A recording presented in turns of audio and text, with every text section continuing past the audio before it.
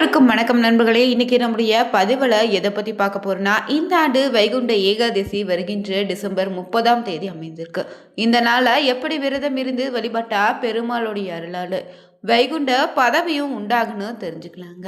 இந்த வைகுண்ட ஏகாதசி நாளில் பார்த்தீங்கன்னா விரதம் இருக்கும் போது செய்யக்கூடாத தவறு என்ன? பதிவு உங்களுக்கு ரொம்ப பயனுள்ளதாக இருக்கும். மேலும் நீங்கள் புதியவராக இருந்தீங்கன்னா மறக்காம சேனலை சப்ஸ்கிரைப் பண்ணிட்டு கூடவே இருக்க பெல் பட்டனை கிளிக் பண்ணிக்கோங்க.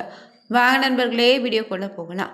மாதத்தில் பார்த்தீங்கன்னா 2 முறை ஏகாதசி திதிகள் எல்லாமே முக்கியமான விரத நாட்களாக இருந்தாலும் இந்த மார்கழி மாதத்தில் அமையக்கூடிய வளர்பிறை ஏகாதசி ரொம்பவே சிறப்பு மங்களகரமான நாளாகவும் அமைந்திருக்காங்க. இந்த ஆண்டு அரிய சந்திர வரிசை காரணமாக ஒரே ஆண்டிலேயே 2 முறை வைகுண்ட ஏகாதசி வருகின்றதுன்னு சொல்லலாம்.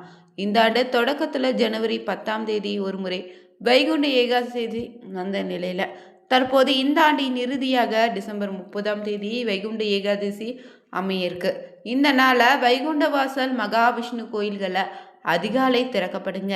இதை பரமபத பாசல்னு சொல்லுவாங்க. இந்த புனித நாளை விரதம் இருந்து 7 ஜென்மங்களுடைய நாம சேர்த்து வைத்த பாவங்களை நிச்சயம் போக்கக்கூடிய ஒரு அற்புதம் நாளாக அமைந்திருக்கு. இந்த நாளை நீங்கள் வைகுண்ட ஏகாதசி சம்பந்தமாக புராண கதைகளில் சொல்லப்பட்டிருக்கு.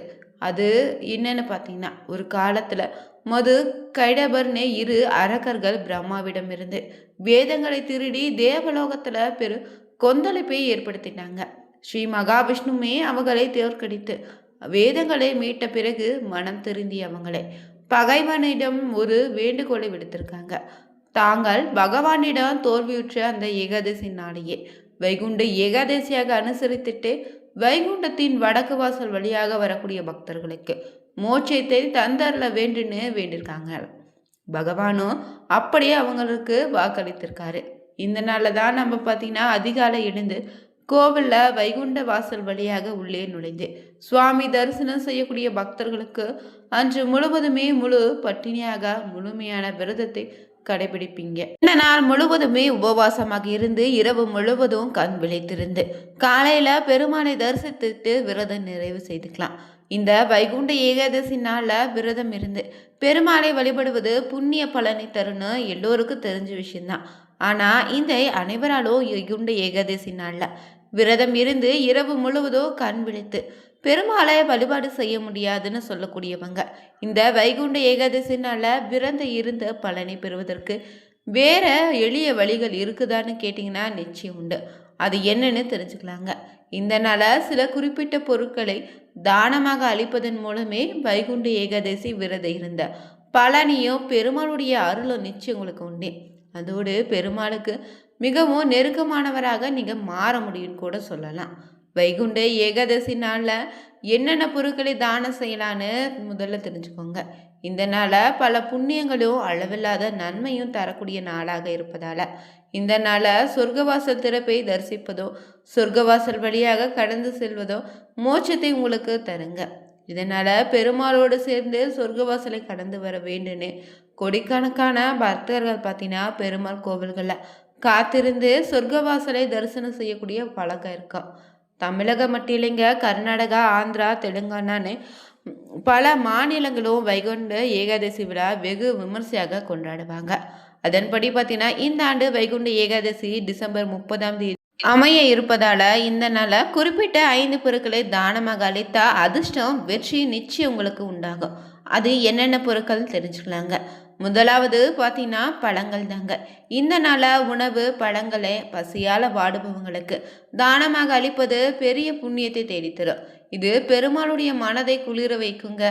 அரிசி, கோதுமை, தானியன்னு, பருப்புன்னு உணவுப் பொருட்களை கூட ஏழைகளுக்கு நீங்கள் தேவைப்படுவங்களுக்கு தானமாக வழங்கினீங்கன்னா உங்களுக்கு இருக்கக்கூடிய கெட்ட கர்மாக்களை வெகு விரைவில் குறைத்திடும்.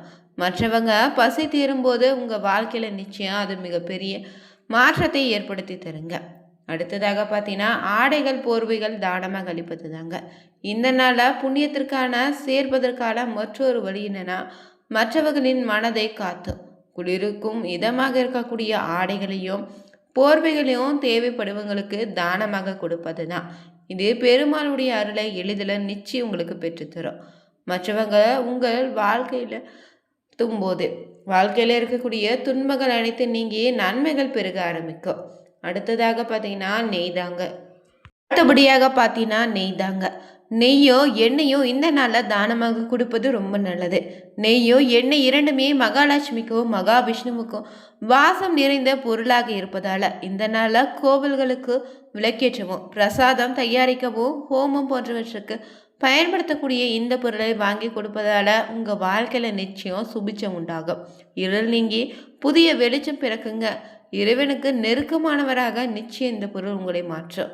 அடுத்ததாக பார்த்தீங்கன்னா அன்னதானம் தான். வைகுண்ட ஏகாதசி நாளில் அன்னதானம் அளிப்பது சிறப்பான பலனை தருங்க. பசியில் வாடுவவங்களுக்கு இந்த நாளில் உணவளிப்பது இறைவனுக்கு உணவளிப்பதற்கான சமமான பலனை உங்களுக்கு பெற்றுத்தரும். இதனால் இந்த நாளில் பல ஆலயங்களுக்கு சென்று பக்தர்களுக்கு அன்னதானம் வழங்குவதை வழக்கமாக வச்சிருப்பீங்க. அன்னதானம் வழங்கினாலே உங்களுடைய வாழ்க்கையில் முன்னேற்றமோ செல்வ வளமோ மகிழ்ச்சி நிச்சயம் உண்டாகுங்க. அடுத்ததாக பார்த்தீங்கன்னா சமையல் பாத்திரங்கள் தான். இந்த நாளில் பார்த்தீங்கன்னா கோவில்கள் இல்லைன்னா இல்லாதவங்களுக்கு உணவு சமைப்பதற்கு தேவையான பாத்திரங்களை வாங்கி கொடுப்பது ரொம்ப நல்லது. வீட்டுக்கு தேவையான பொருட்கள்னே பாத்திரங்கள் உள்ளிட்ட பொருட்களை தானமாக கொடுப்பது உங்களுக்கு தேவையான விஷயங்கள் நிறைவான விஷயங்கள் கிடைக்க இந்த ஒரு தானம் சிறப்பான பலனை ஏற்படுத்தி தருங்க. மேலும் இந்த நாளில் எப்படி விரதம் இருக்கலாம்னு தெரிஞ்சுக்கலாம். பெருமாள் மார்பில் வாசம் செய்பவள் தான் மகாலட்சுமிங்க. இந்த வைகுண்ட ஏகாதசி நாளில் பெருமாளையும் மகாலட்சுமியும் சேர்ந்து வழிபாடு செய்தாலே உங்கள் வாழ்க்கையில் செல்வ வளம் பெருகிடும். செய்த பாவங்கள் அனைத்தும் நீங்கிடுங்க. சொர்க்கத்தில் இடமும் உண்டு. எப்போதுமே பெருமாளை தனியாக வழிபடாதீங்க. பெருமாளோடு மகாலட்சுமி தாயாரை சேர்ந்து தான் வழிபாடு செய்யணுங்க.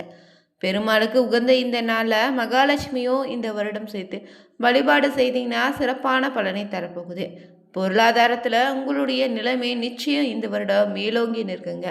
இந்த வருட ஏகாதசி திதியானது எந்த நாளாக வருது, விரதம் இருந்தால் எந்த நாளாக விரதத்தை துவங்கி எந்த நாளாக முடிக்கணும், எந்த நாளில் கண் விழித்து பெருமாளுக்கு வழிபாடு செய்யணும் என்பதை பற்றிய தெளிவான பதிவை நாம் தெரிஞ்சுக்க போகிறோம். இந்த ஆண்டு பார்த்திங்கன்னா டிசம்பர் 30 வைகுண்ட ஏகாதசி திதி அமைந்திருக்கு. இதனால் இந்த நாளில் விரதமானது 3 நாட்கள் கடைபிடிக்கப்பட வேண்டும். தசமி, ஏகாதசி, துவாதசின்னு 3 திதிகளும் பெருமாளுக்கான விரதத்தை கடைபிடிங்க. தசமி திதி என்று விரதத்தை துவங்கி ஏகாதசி திதி முழுவதும் சாப்பிடாமல் இருந்து துவாதசியில் திதின பெருமாளுக்கு நெய்வேத்தியம் வைத்த விரதத்தை நீங்கள் முடித்துக்கலாம். இந்த ஆண்டு விரதம் இருக்க வேணும்னு நினைத்தீங்கன்னா பார்த்தீங்கன்னா 29 இரவே பார்த்தீங்கன்னா பால் பழம் சாப்பிட்டோ எதுவுமே சாப்பிடாமல் இருந்து அடுத்த நாள் பார்த்தீங்கன்னா அதிகாலையில் சொர்க்கவாசல் 30 4 மணிக்கு திறக்கப்படும். அடுத்த தேதி 31 முழுவதும் சாப்பிடாம விரதம் இருந்து 30 இரவு முழுவதும் கண் விழிக்கணுங்க.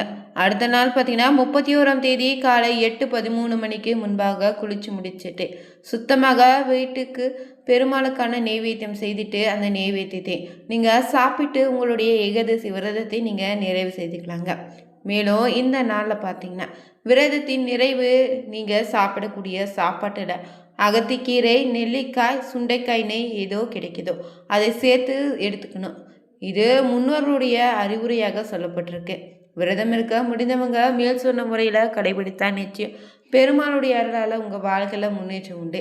விரதம் இருக்க முடியாத பட்சத்தில் வயதானவங்க, கர்ப்பிணி பெண்கள், குழந்தைகள், பால் கொடுப்பவங்கன்னே எல்லோருமே இந்த விரதத்தை கட்டாயம் கடைபிடிக்க வேண்டிய அவசியம் கிடையாது. நீங்கள் சாப்பிடும் சாப்பாட்டை பெருமாளை வழிபாடு செய்தாலும் உங்களுக்கான அருள் நிச்சயம் உண்டுங்க. மனதார பெருமாளை வழிபட்டாலே இந்த நாளில் உங்களுக்கான பலன் உண்டு. இந்த நாளில் சொர்க்கவாசல் திறக்கக்கூடிய நேரத்தில் காலை முதல் மாலை வரை சாப்பிடாமல் இருந்து கூட மாலை 6 மணிக்கு மேலாக ஏகாதசி பலகாரங்களை சாப்பிட்டு நீங்கள் விரதத்தை நிறைவு செய்துக்கலாம். மார்கழி மாத ஏகாதசியை வைகுண்ட ஏகாதசின்னு சொல்லுவாங்க. இந்த நாளை அனுஷ்டிக்கக்கூடியதால் பாவங்கள் நீங்கி கல்வி, செல்வம், புத்திர பாக்கியம், பதவி சகல செல்வங்களும் வாழ்க்கையில் உண்டாகும். மறுமையில் வைகுண்டத்தில் இடமும் உண்டுன்னு சொல்லுவாங்க. மேலும் அஸ்வமேத யாகம் செய்த பலன் உண்டுங்க. பிரம்மஹஸ்தி தோஷம் கூடிய பலன் உண்டு. உடலையும் மனதையும் இதை தூய்மைப்படுத்தி இறைவனோட நெருக்கத்தை அதிகரிக்கும். மேலும் இந்த நாளில் வழிபடுவதால் மகாவிஷ்ணுடைய அருள் உண்டு. மன அமைதி, ஞான, ஆத்மா தூய்மை உண்டாகும். வீடியோ உங்களுக்கு பிடிச்சிருந்தா லைக் பண்ணுங்க, ஷேர் பண்ணுங்க, கமெண்ட் பண்ணுங்க. மறக்காம நீங்க சேனலை சப்ஸ்கிரைப் பண்ணிட்டு கூடவே இருக்க பெல் பட்டனை கிளிக் பண்ணிக்கோங்க. ஓம் நமோ நாராயணா எனும் பதிவை 3 முறை கமெண்ட் பாக்ஸ் விடுங்க. அனைவருக்கும் நன்றி நண்பர்களே.